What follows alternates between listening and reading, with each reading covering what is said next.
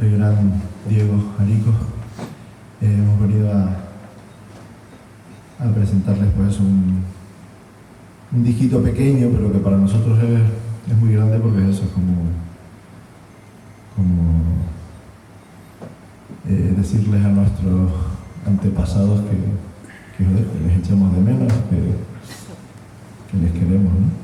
Y de eso un poco la historia esta del baile, ¿no? No es que vayamos aquí a hacer un gusanito aquí, breakdance. Él hizo el baile del vivo y yo voy a hacer el baile del tambor, que viene de La Gomera.